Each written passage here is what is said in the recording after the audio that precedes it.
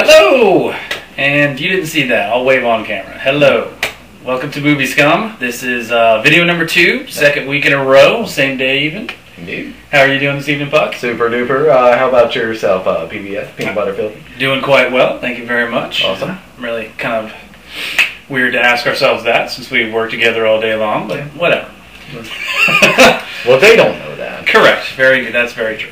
Fair enough. So, I believe last week we touched on some Christmas movies and things of that nature, and you had a very good idea about this week, kind of offshooting from that. It's still being pre-Christmas at this point. Why don't you tell us a little bit about that? Yeah, at this point, it's now, the 22nd of December, and since we had kind of discussed pretty much all the or all the Christmas movies, rather, holiday movies, I figured we would talk about pretty much the opposite end of the spectrum there. Pretty much those movies that, instead of having Christmas where you feel, all happy and you feel all warm inside, these movies just make you feel cold and sick and make you feel like you're gonna vomit, that someone kicked you in the throat.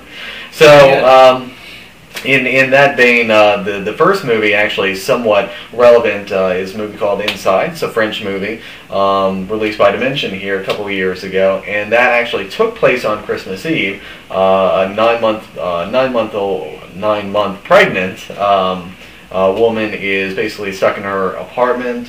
Her husband has tragically died. She's being stalked by a crazy woman with a pair of scissors, and she's trying to kill her and steal her baby. Oh, very nice. Very gory, very small cast, but yet they do manage to fit in a lot of fairly good kills, a lot of gore.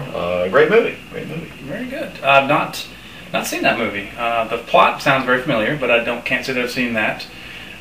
You mentioning, though, small casts reminds me of another movie. It doesn't take place on Christmas, but definitely I would classify as one of these movies that we're to talk about, which is The Strangers, which with Liv Tyler. Indeed. Basically her in a cabin and strangers trying to get inside. I think there is one scene that would definitely qualify as gory, man getting his head blown off. But really, other than that, even at the end, there really isn't that much gore. It really, what it does to you is through not killing people, gets under your skin. I mean, it literally did make me physically uncomfortable. It got a little old when they didn't kill anybody, and I was kind of like, can you just chop someone's head off, please? And it became more of an annoyance than uncomfortable sensation. But they did do that successfully by having people standing in the background and not having attention drawn to themselves, and obviously people knocking on windows and not being there when doors are open and stuff like that. So I was very actually impressed that movie did that to me, because being kind of desensitized here in the what's coming up on 2010, not a lot of movies do that. Indeed. So that was another good one. Really, also kind of in the same vein, which we had discussed, Funny Games. Oh yeah. Where basically just kind of the movie at the end, you're like, that it just kind of makes you gets that feeling in your stomach, that you're like, I know it's just a movie, right? But wow, that was incredible. Not a lot of people know that was actually a remake of a movie called Funny Games by the same guy. He remade his own movie, and just as a side note, that seems like a sensible plan. Just make one movie and just redo it every 10 years. And you know what? And I would greenlight almost any remake if that was how it was done. If John Carpenter remade his Halloween movie or whatever instead of Rob Zombie, I would probably excuse that. Yeah, fair enough. You can't do any worse. But yeah, what else are we talking about in terms of one of the genres of movies that I particularly enjoy, that also kind of goes along in the same vein? Pretty much anything post-apocalyptic. Almost really any zombie movie. Right. Maybe notable exception being Shaun of the Dead. I wouldn't really call that post-apocalyptic, but really any zombie movie where, like the Dawn of the Dead remake, since I've been a while since I've seen the original, but basically at the very end everyone dies. Sorry to give away a spoiler in case you haven't seen it. The movie's only been out for 5 years. But yeah, like in movies like that, where pretty much everyone dies and you're just kind of all fucked, and that's a movie.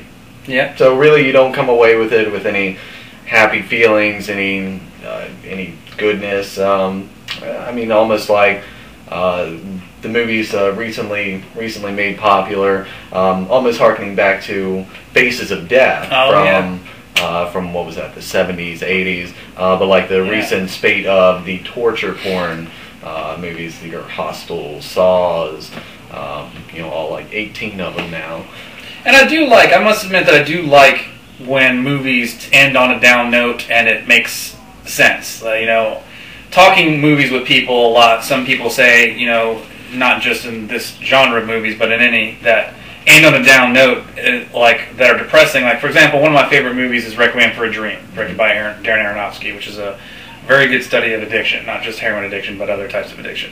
And it really is a depressing film, and a lot of people that I know that don't like it because of that. But if it's done aesthetically, or in the case of a zombie movie, or a movie about someone who kills everybody that comes across, it's done the way it's supposed to be done. You're not going to watch a movie to feel good all the time unless you just like those types of movies. And I feel that that's a really ridiculous reason for not liking a film, to use this specific example that's as well crafted as Requiem for a Dream. Or those George Romero movies are very well crafted for zombie movies. Indeed. So, yeah, very much another movie kind of in that same vein, just had a real downer ending. Very good movie, and the ending of it, taken out of context of the rest of the film, the final minute and 30 seconds would have been great ending for a totally different movie, but The Mist, Frank Darabont's, Darabont, whatever his name is, his Stephen King adaptation. Yeah, very much the same thing. It's very ill-fated kind of journey that the characters go on, and ultimately, in the end, the ones that you care about, well, bad things happen, and not in the order, not in the manner that you would expect, which makes it all more kind of heartbreaking, really. Very good.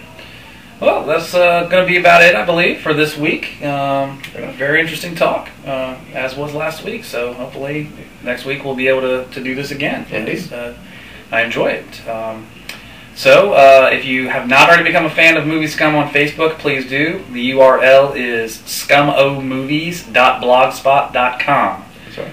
And search for Movie Scum on YouTube and to become a subscriber to our channel as well. So you have plenty of opportunities to become on our good side before we take over and dominate the media. So get in on the ground floor, and you'll have somewhere to go. Very good. So happy holidays, whatever you wish to be wished at this time of year. And from Peanut Butter Filthy and from Puck and Movie Scum, see you later.